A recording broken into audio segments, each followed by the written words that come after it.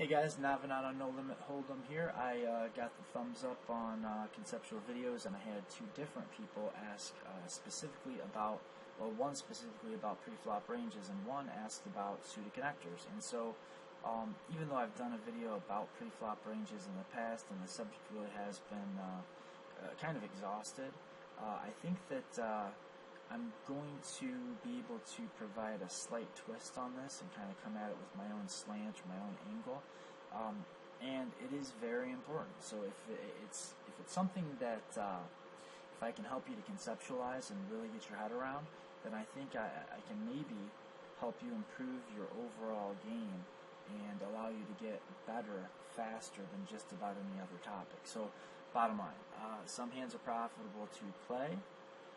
Some depend on the situation, and some are just not profitable almost regardless of the situation. Now, instead of giving you a list of hands to play, or a grouping or hand chart, or a list of types of hands to play from position A, B, C, D, so on and so forth, I want to help you understand where the money comes from in No Limit Hold'em with regards to pre-flop ranges. So some hands are valuable, some hands are not, some are valuable under certain circumstances and not others. But if you understand where the value comes from, then you can be more dynamic when constructing your pre-flop ranges, more dynamic when you're adjusting pre-flop ranges for varying game conditions, and not so static or kind of pigeonholed. So, a lot of people have written starting hand charts by position, or used like a tier system, or you maybe have read a book or seen it in print, or seen it on forums or in videos, where you'll have like tier 1 hands that are basically profitable from all positions under most circumstances, tier 2 hands, and then the third category might be like speculative hands, which you can play under certain situations and certain game conditions. But I want to get away from that a little bit, and here's the number one reason: because it isn't fair or accurate to group all hands that don't make it into tier 1 or tier 2 all like they're the same hand and they're going to be played the same way, because suited broadways and like ace wheel suited, which when I say ace wheel suited, I mean ace 2 suited through ace 5 suited. But anyway, suited broadways, ace wheel suiteds, pocket pairs, suited connectors. These hands don't play the same. They're not just hands that you're going to call with, or hands that you're playing strictly for implied odds. Pocket pairs, for instance, and like middle suited connectors, they get lumped into the same category most often, and I think if you're constructing your ranges well, if you're building good, rational, logical ranges, if you're being efficient with your range construction, pocket pairs, like small pocket pairs, and medium suited connectors, they actually play almost opposite roles in your overall strategy. And what do I mean by that? So, pocket pairs are going to be hands that either crush the flop or don't, and if you're calling to set mine and you miss your set mine, most often you're just going to have to check and fold, and that's not really the case with a hand like 9-8 suited. 9-8 suited is a hand that really does benefit from having the lead. It's a hand that can really make sense to put in your 3-bet range. Suited connectors are better for 3-betting, they're better for c-betting, and they're better for barreling. They're more versatile. And when I talk about these synergistic hands like ace-x suiteds, double broadways that are suited, and suited connectors, when I'm talking about versatility, I mean a few different things. I mean they're versatile in the ways that they can be played pre-flop. They're versatile in that they'll play differently under different game conditions. Versatile in that they can hit the flop in many different ways, and versatile in that you can kind of, when you're playing suited connectors or suited broadways, even your suited ace-x type hands, very often you can play them versatilely post-flop. meaning that you can start with the same hand, flop the same flop, and depending on your opponent, you can play the hand extremely differently. Like, example, okay, if you have Ace 5 suited and you're playing full ring, NL25, or let's just say 6 max, since I have a little more experience with that. If you're playing 6 max, NL25 online, and you've got Ace 5 suited on the button, depending on who your opponent is, if everybody folds to cutoff and the cutoff open raises, it can make a lot of sense to flat call Ace 5 suited from the button and play a pot in position, or it can make sense to fold your Ace 5 suited against a different opener, or it can make sense to 3-bet Ace 5 suited against yet another open raiser from the cutoff, a different open raiser. And when you get to the flop, if you flop something like, I don't know, gut shot plus overcard plus nut flush draw, depending on your opponent, you might do best to just call when he makes his continuation bet on the flop, or you might do better to raise. So in versatile, I mean a lot of things, and it's kind of like the synergy of these hand combos make them versatile, and there actually even is versatility in the word versatility. Like it means different things. It means more than one thing. But mainly what I mean with versatile hands is that they connect with many different flops, and they can hit flops in a lot of different ways. So that's one reason that it can make sense to play a hand, is because of its versatility. A hand like King, Queen suited, very versatile hand. You can open raise it 6 max from first position, and if you go 3-4 way to the flop, that's not the end of the world. And if you go heads up to the flop, that's not the end of the world. Very often, you can flat call King, Queen suited against an open raise, and very often you can 3-bet it, either for value or kind of as a bluff, because you'll have the 2 best blockers. Usually at 6 max you won't be 3-betting King, Queen suited as a bluff, but if you're playing full ring and a kind of tight player opens from under the gun, you might well do best to 3-bet King, Queen suited against that opponent. So synergistic hands, like hands that have good connectivity, they can make money in a lot of different ways, and that's kind of what makes them valuable.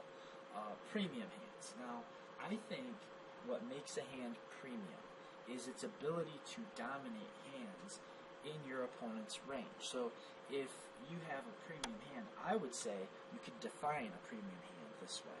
A premium hand is going to be a hand that will dominate much of your opponent's continuing range should you choose to get aggressive with said hand. So if some player opens and you decide to 3-bet, when you get called, when your 3-bet is called, if you dominate a lot more hands in his continuing range, or his calling range even, then his calling range will dominate your hand, then that's one way to think of your premium hand. And this domination rating is something that I coined, and I think it makes a lot of sense to think of things in these terms, because it is so important. Not only when you dominate your opponent's hand with your hand, is it extremely hard for them to win the pot, but there's some pretty good implied odds that come from having your opponent dominated. You've got ace-king, they've got ace-jack. You open raise, they call, and the flop comes out ace-high. They're oftentimes going to lose 3 streets, and they are very often, almost always, going to lose 2 streets of value from you. Set mines, very, very different than suited connectors. It really doesn't do that much good to have the betting lead. And when I say have the betting lead, understand that there is nothing magical about having the betting lead going to the flop, other than if you're the pre-flop raiser, if you're the last player to put a raise in pre-flop, then your range is uncapped. And having an uncapped range is one of the reasons that it does make sense to often make a continuation bet as pre-flop raiser, because your range is less bound meaning you can have some more garbage than flat calling range would contain. But it's also uncapped, meaning you're still going to have like pocket aces and kings in your range. Your opponent may not have those hands in their flat calling range, or you probably won't have those hands in your flat calling range. So when you take a set mine, your hand doesn't really do much. It doesn't do that much good for your hand to have an uncapped range because of the way you're going to play your sets post-flop. For instance, if you flop a set and you have a capped range, that can actually incentivize your opponent to barrel. You know, he can bet flop, you can call, and he knows that your pre-flop range was capped, so that often that can incentivize him to double barrel as a bluff, which is good for you when you do flop a set. Whereas if you start with the pre-flop lead yourself by 3-betting, say, pocket fours, and your opponent misses the flop, he doesn't have much incentive to continue against you.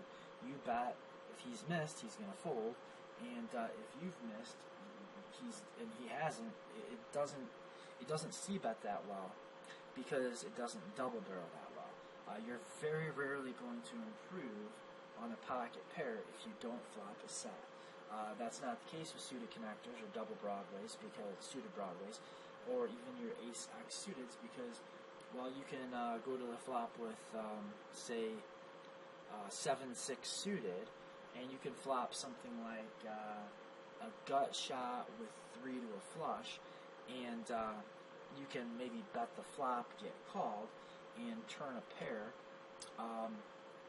Now you've got pair plus gut shot, and that can give you enough equity to fire another shell, or you can hit like a big overcard that gives you a flush draw, and now you've got gut shot plus flush draw plus your fold equity likely improves when you pick up an overcard to the board after c-betting the flop and getting called. So yeah, pocket pairs play very differently than suited connectors, ace-x suited, and double broadways that are suited.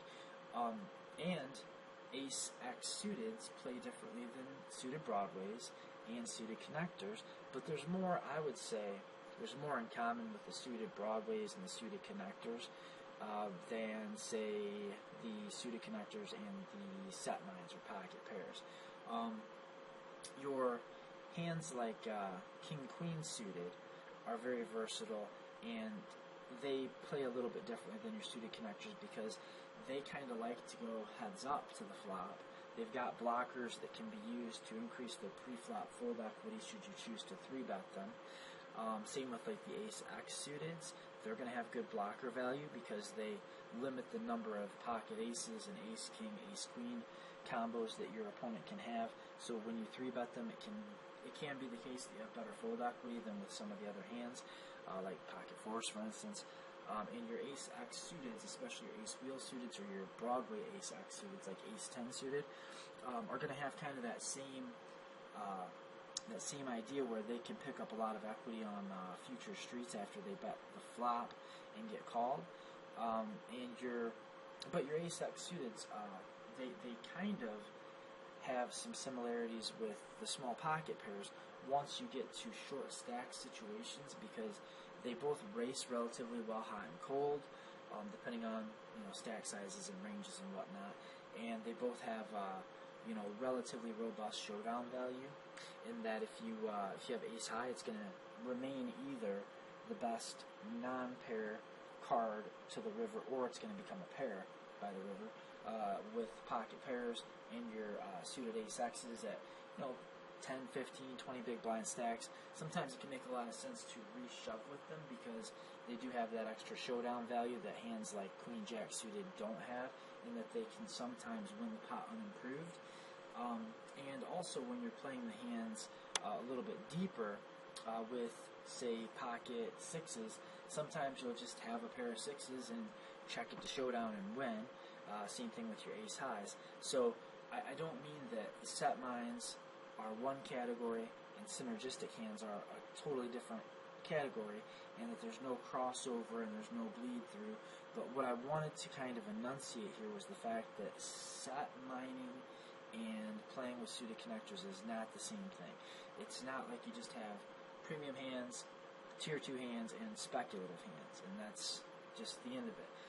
All of these different hands are going to play differently depending on the situation. Then you've got some hands that are good some of the time, but not all of the time. And I included hands like Jack 9 suited, 10 9 suited, even pocket 10s in this category. The reason I shifted pocket 10s in to situational hands is because sometimes pocket 10s are dominant, sometimes they're like premium holdings, and sometimes they're set mines. It depends very much on the situation. If everybody folds to you on the button, pocket 10s become a dominant hand. They become a premium hand because if you raise and get called, you will often dominate your opponent's range. However, if you open raise them from under the gun at a full ring game and a tight player 3 bets from under the gun +1, if everybody folds back to you, you may have to just count it out and see if you've got the implied odds to take a set mine. And if you don't have the implied odds to take a set mine, you may have to fold the pocket 10s. So those can be situational hands. And really, you can put almost all the hands into situational hands because even hands as strong as pocket queens, sometimes they have to be folded before the flop. Whereas even hands as weak as pocket 10s, sometimes you will 4-bet stack them, even 100 big blinds deep, although probably if you're 4-bet stacking pocket 10s, it's a very specific situation, or you've made a mistake and not called at some point when maybe that would have been the best play. So there are these fundamental properties that I've talked about before, but if you haven't seen those videos or heard of these things, I don't think you'll hear people talk about this quite the same way that I do anywhere else. So the fundamental properties that make a hand valuable, the reason that we will play some hands pre-flop, but not all of our hands pre-flop, are going to come down to these 4 fundamental factors, and then a handful of, really just a couple, maybe few secondary considerations. But number 1, 2, 3, 4, I guess there's no specific order, but SDV, showdown value. One of the factors that can make your hand profitable to play is that it will win without improving. Pocket pair of 9s. You may open raise 9s, get 3-bet, and by the, say, big blind, and decide to flat call even though you're not getting the right pot odds to set mine. Well, why would you do that? And the answer is because sometimes you will get to the river get to showdown rather, and never having improved your hand, but still win the pot. And that's because pocket 9s some of the time will be a good enough hand on the flop to call a continuation bet, and then sometimes your opponent will just shut down and you'll check, get your hand showdown and win. So even though you might have to fold pocket 6s to a 3-bet because of stack sizes, because the set mine implied odds are not right, you might be able to make that call with pocket 9s, and the reason is showdown value. Ace X type hands, like especially big aces, have some showdown value built into them also. Ace King can definitely win unimproved at showdown. Then you've got big implied odds hands.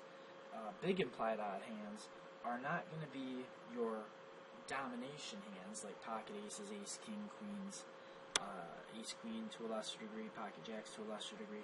The big implied odds hands are going to be hands that, while they don't flop nutted value super often, they do flop nutted value more often than other hands, and they give you an opportunity to not just get 3 streets of value from second best hands, but they will stack the hands that think that they have good implied odds against hands that they dominate. Example, tight player opens from under the gun, full ring game.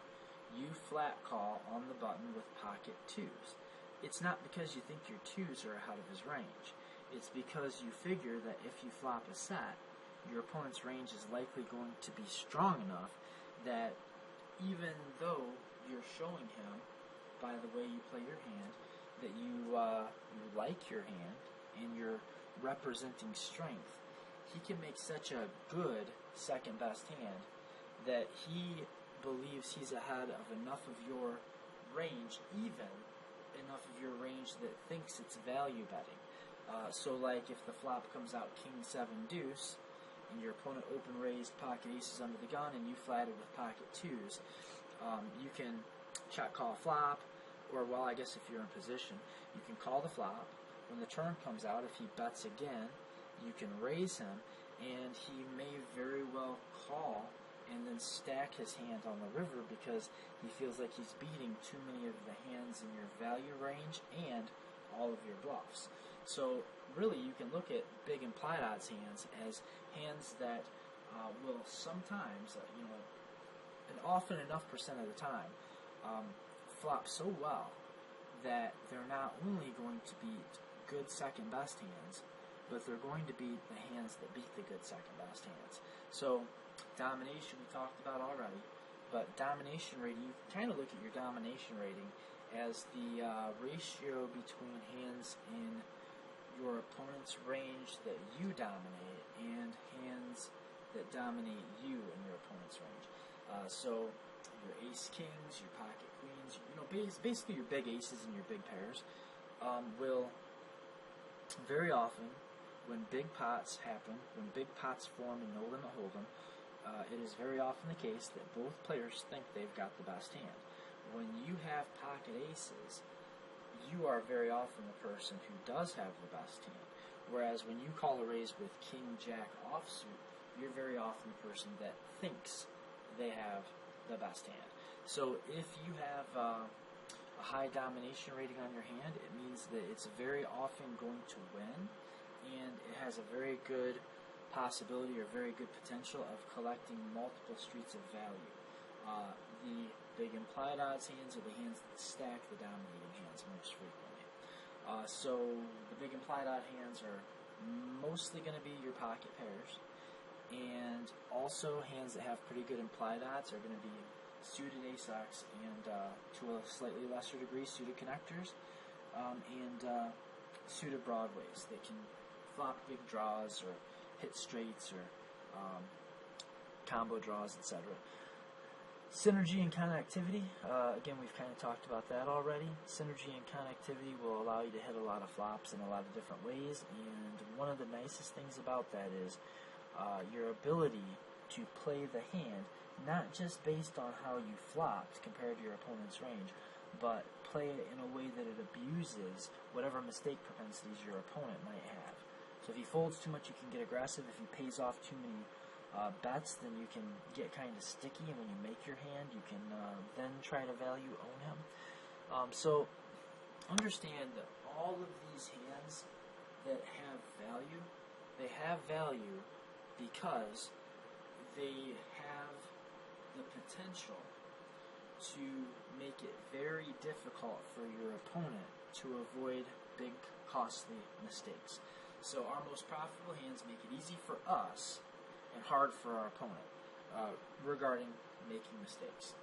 The only way to make money in no limit hold'em is for your opponent to make more mistakes than you do.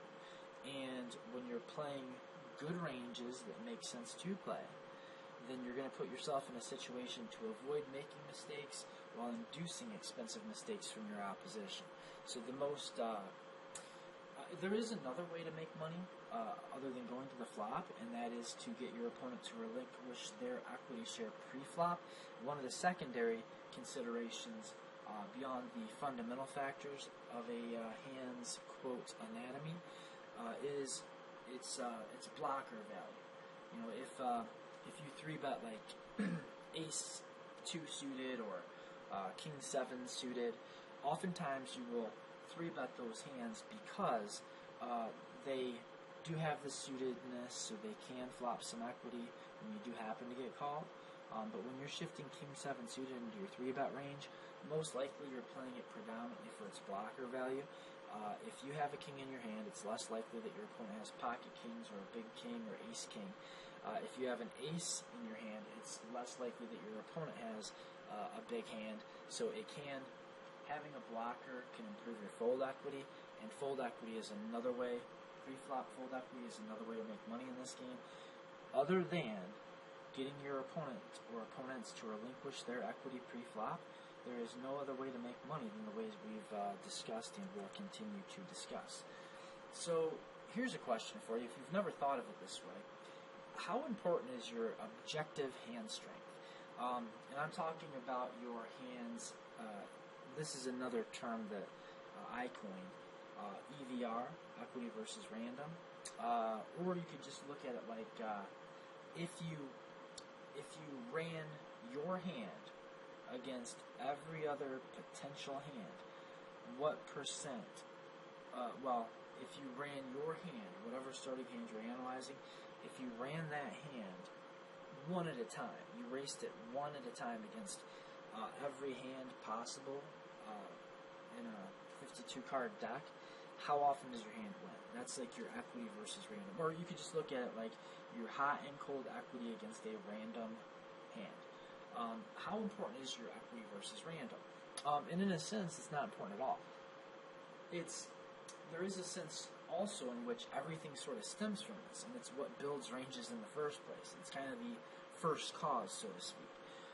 But much more important to EVR than EVR is your equity versus continuing ranges, or your EVC. Your objective hand strength doesn't matter that much. Your EVC matters quite a bit. So that means if you open raise and get called, how much equity is your hand going to have against your opponent's calling range? Or you could even say, if you open raise and your opponent 3-bets or your opponent flat calls, how much equity will your hand have against their overall continuing range, including the times they 3-bet and the times they flat call? Now, your EVO, equity versus open range, when is this important? It's not that important to think about your EVO if you're 3-betting a hand. And this is massively consequential. This matters. It makes a difference. It makes all the difference. If you're planning on 3-betting and your hand has good EVC and bad EVO, then you're probably about to make a mistake. If your hand has good EVO, I might have said this backwards, if your hand has good equity versus your opponent's opening range, but it has poor equity against your opponent's continuing range should you 3-bet, then it may well make a lot of sense to not 3-bet. Now, other factors come into play, like fold equity, isolation, not getting squeezed by the players behind you. But EVC, equity versus continuing range, should be considered when you're thinking about becoming aggressive with your hand. EVO, equity versus open range, is more important when you're thinking about calling an open raise. And looking at your EVC, comparing it to your EVO, and factoring in things like how often do we get squeezed, how valuable is it to fold our opponent's equity out straight away. Those things all need to be taken into consideration when you're thinking about, should I 3-bet or should I call, or I just fold. And if we look at facts like, we will generally, or at least often, open raise king-queen suited or even king-queen offsuit, but we tend to fold ace-6 offsuit, except for in heads-up games, then isn't that kind of odd when ace-6 offsuit is objectively the stronger hand, and ace-6 offsuit will outrace king-queen. The idea that we often call raises with king-queen, but don't even open raise with ace-6, it should point to a problem in trying to work with equity versus random or objective hand strength. And if you can identify this and get your head around it, it can help you with your open raising game, your flat calling game, your 3-betting game, your 4-bet game, or your range construction in general. And it can just help you to understand why we would typically prefer a hand like 7-6 suited to a hand like queen-6 offsuit, when you can see queen-6 is going to just really outrace 7-6 suited to death. It's way stronger in that matchup, queen-6 versus 7-6. But we have to understand that when we're calling a raise, we're not calling a raise from a random hand. And when we're 3-betting, our opponent's not going to continue with his entire range. So we have to look at things like EVC, EVO, not EVR. And we have to also, consider things like equity, when 4-bet, or, well, having a plan versus a 4-bet. But the things that we don't need to consider is how strong is our hand against just a random hand, or if we're thinking about 3-betting, it doesn't do us much good to consider how well our hand does against the range of hands our opponent opens. So really just thinking about these things in the right context and kind of understanding what's important, when it's important, and why it's important is going to get you hopefully off of the starting hand by position open raising chart and get you into having a more dynamic game that's able to adjust, that you're able to adjust on the fly based on opponent mistake propensities, number of opponents in a hand, the number of players at a table, stack depth, etc., etc. So hopefully, if you weren't already familiar with that concept or those concepts, this is a chance for you to have kind of a light bulb or an aha moment. And this is what it all comes down to. This is what range construction is about. If you don't go to showdown, your hand doesn't matter. This is a big thing for people that are kind of like reasonably decent tags, but they really haven't come to understand the 3-bet game.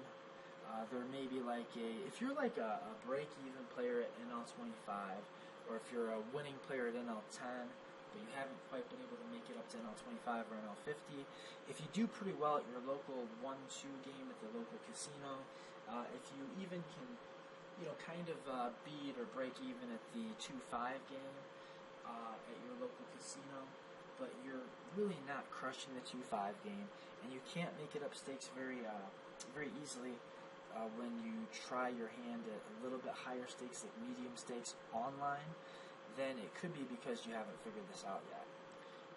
Really, like this understanding, the implications are so far spread and widespread. There's so many things that branch off of and stem from this idea that if you haven't ever really thought about it, it's going to help you a lot, I think, to just spend a little bit of time, think about this, and see where it takes you.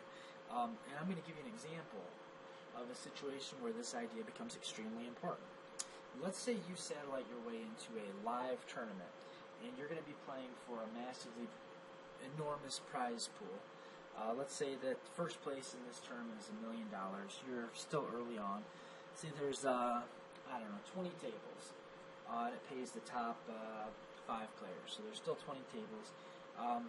Your average stack is 100 big blinds. You're sitting on an average stack, and you just got a new table draw, and you sit down, and you've got Gus Hansen to your right. He's to your immediate right. You've got some nits to your left, and you're thinking this could be a fairly profitable table. Okay, so in hand number 1, pre-ante, blinds, let's say it's 100, 200 with 100 big blind stacks. Everybody folds to Gus Hansen, who makes a raise. He makes it 3 times the big blind from middle position. You are, let's say that he makes it from MP2. He makes his open raise from the low jack. So you're on the high jack. He's one to your right. He open raises to 3 times the big blind. You look down at your hand and you're holding ace jack suited. What should you do? You've got tight players behind you. Nobody's been making squeeze plays. Nobody's been getting too out of line. And Gus Hansen open raises from the low jack. You look down at ace jack suited. What should you do? Okay, if you're not thinking about the last slide in the right way, and if you don't understand that your hand doesn't matter if you don't go to showdown, you might just think, well, hell, Gus Hansen opens anything from later position. He could have any 2 cards. I'm crushing his opening range, and that's likely true. But let me ask you this. How well are you doing against his continuing range should you choose to 3-bet this hand? And the answer is, you're not doing very good against the part that might decide to flat call you. And I would also say you're doing real bad against the portion of his range that 4-bets you, particularly since you're going to end up folding your hand probably, right? So, and you know what, you could actually make a better illustration. If we move you to the button and move Gus Hansen to the cutoff. That's what I should have said. So actually, let's just do it all over again. This time we're at a cash game. We have a staker, we have a backer, and this backer put us in this, say, $500, $1,000 high stakes cash game. So the blinds are 500, 1,000. We sit down with Gus Hansen to our right. We're on the button, and there's a couple of nits in the blinds, and everybody folds to Gus Hansen, and he opens to $3,000. We look down, and we see King, Queen, offsuit on the button, or Ace-Jack suited, or Ace-10 suited. What are we going to do? And it's the same idea. We have pocket nines, same thing. If we're only considering that we are ahead of Gus Hansen's opening range, then we might 3-bet here, and what's going to happen is he's going to fold, or he's going to call, and you're not going to be doing very good against his calling range when you 3-bet with King Queen or Ace-10 suited or pocket nines. And the other thing that can happen, total disaster, he could come over the top, and you're probably going to have to fold. So what maybe the most likely thing is that he just folds. And you might think, well, that's awesome. You know, I had the best hand and I won the pot. But it's not awesome. That's not how you construct ranges. Why use that hand? Say, I don't know, Ace-10 suited. Why would we 3-bet Ace-10 suited if we're hoping for a fold, and then cause ourselves, because of our frequencies and having to construct good ranges and balance our ranges, then at some point later when he open raises, we're going to have to pitch Ace-2 suited in the muck. If we're planning on 3-betting against Gus Hansen, and we think he's going to fold most of the time, and we hope he doesn't come over the top, we know we're going to have to fold if he does, then we ought to use Ace-2 suited as our 3-bet that's going to fold. So we should have a range that 3-bets and folds to a 4-bet, but it shouldn't be the parts of our range that crush his opening range, dominate a high percent of his opening range, and we shouldn't be 3-betting for information. We shouldn't be taking our King-Jack suited or our King-Queen offsuit and saying, well, you know, I want to 3-bet here to find out where I'm at. If I have the best hand, I win the pot, fantastic, hoorah. And if I don't have the best hand and he comes over the top, then at least I found out where I was at. I can fold, get away from the hand as cheap as possible. That's just bad thinking. And it's really bad thinking because remember, if you 3-bet Ace-Jack suited and he folds, you win exactly the same amount of money as if you 3-bet Ace-5 suited and he folds. So if we're going to fold some of the time, we're going to call some of the time. Sometimes we're going to 3-bet for value. Sometimes we're going to 3-bet hoping for a fold. But basically, sometimes we're going to 3-bet willing to continue against his 4-bet. Sometimes we're going to 3-bet and fold to his 4-bet. And sometimes we're going to flat call.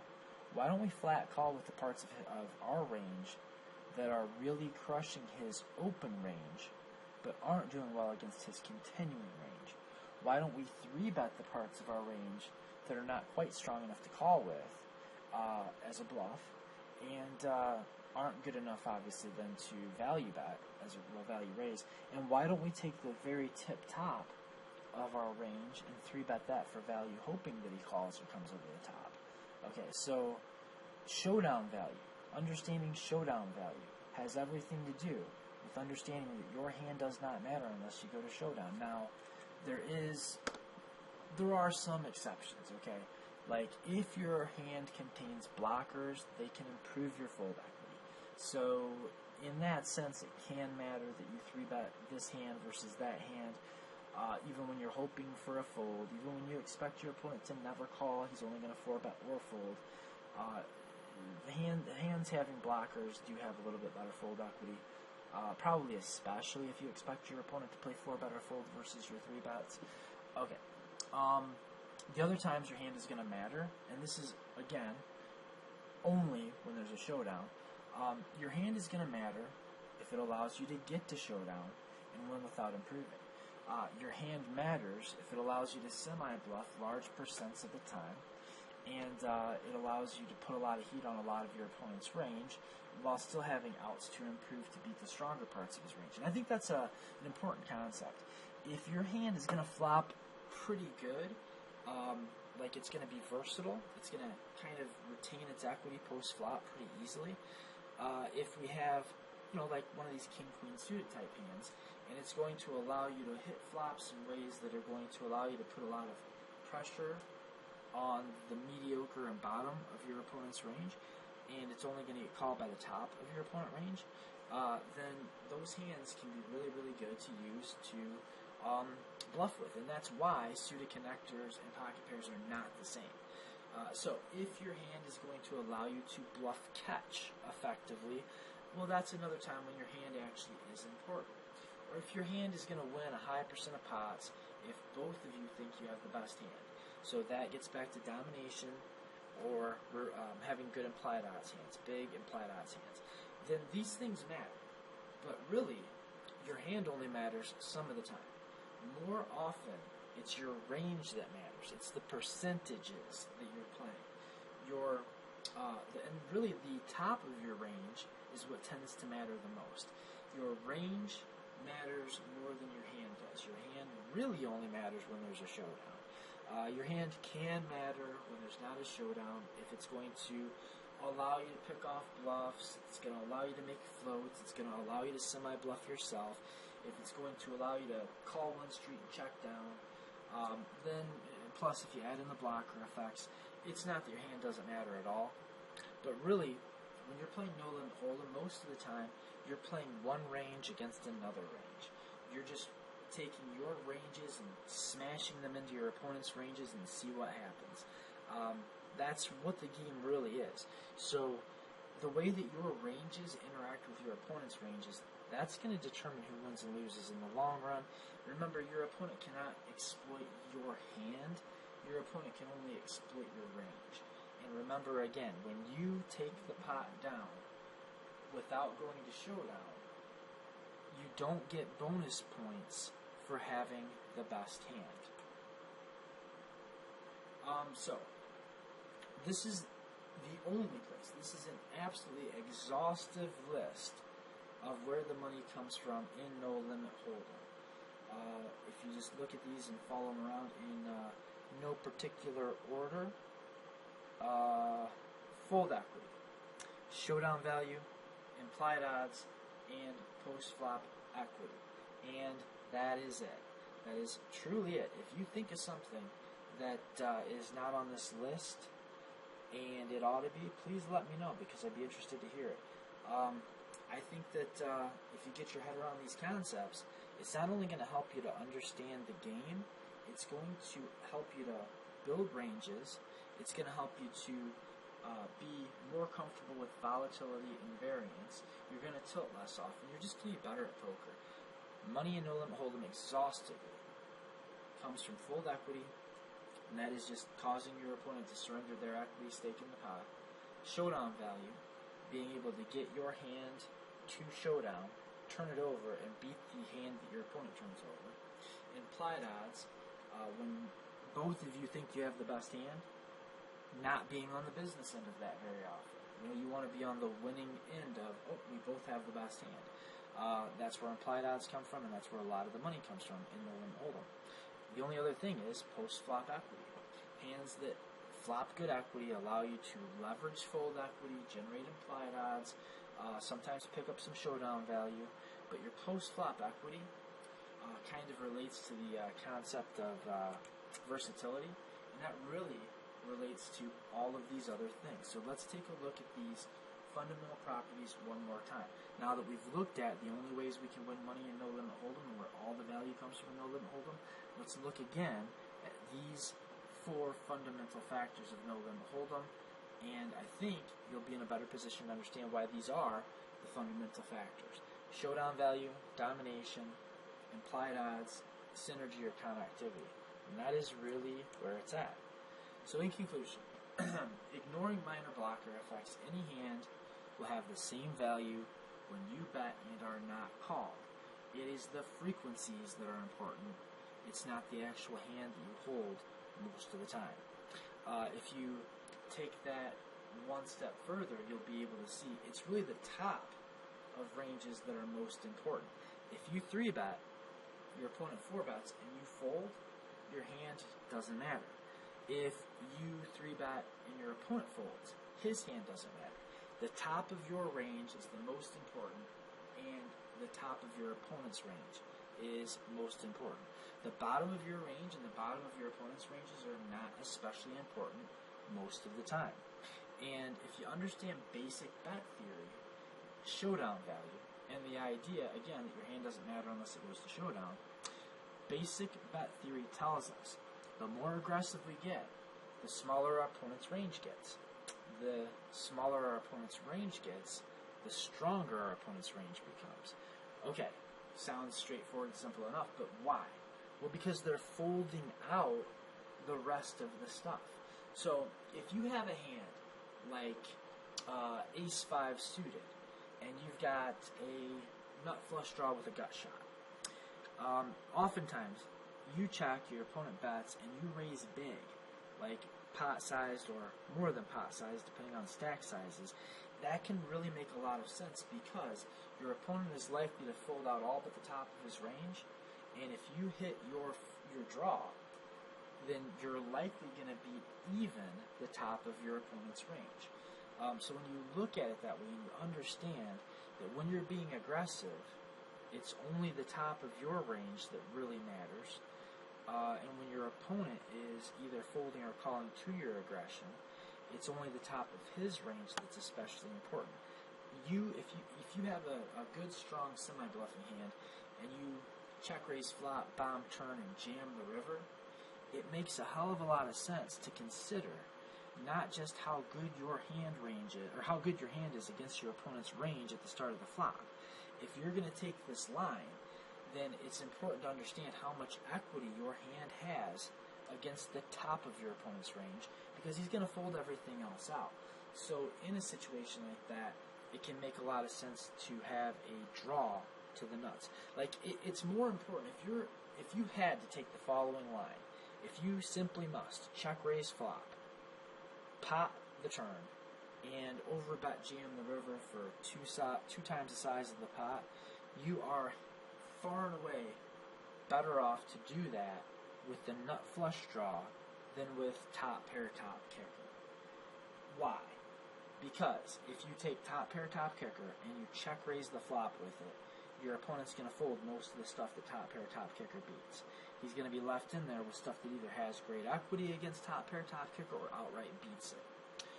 Then the turn comes out. When you bomb the turn, now you folded out even more stuff. And by the time you get to the river and put in this 2 times the pot river jam, top pair top kicker is a bluff against most players. You simply cannot check raise flop, bomb turn, jam river, and expect top pair top kicker to be good if your opponent calls.